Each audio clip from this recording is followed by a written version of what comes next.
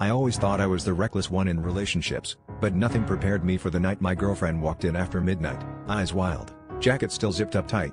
I'd waited hours, pacing, rehearsing all the ways I'd finally asked her why she was never home before sunrise.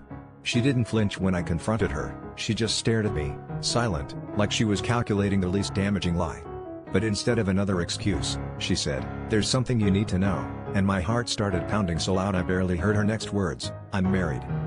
Before I could process, she stepped aside, and a man was standing in the hallway, broad shoulders, wedding ring glinting under the lamp. He walked right into my living room like he owned the place, calm and collected, and sat himself down on my couch.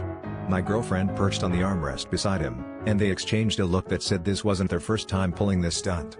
I stood frozen, trying to make sense of the scene, my girlfriend, her husband, and me, all crammed together in my too small apartment with secrets choking up the air. The husband started talking, voice smooth and rehearsed, like he'd done this before.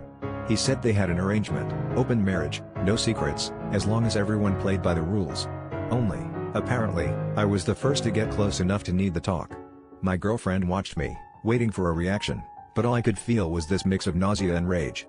I realized every fight we'd had about trust, every time she'd accused me of being too controlling or suspicious, was just her deflecting, keeping me off the scent. I wanted to scream at both of them, but something stopped me.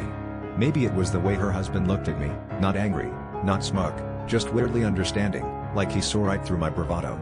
I'd always been so sure I was the one in control, the one who couldn't be blindsided. But standing there, I realized I'd been hiding from my own fear of being vulnerable, of actually letting someone in. The twist wasn't her betrayal, it was mine. I'd never trusted anyone enough to get hurt, and now that it happened, I had no idea what to do with the pieces.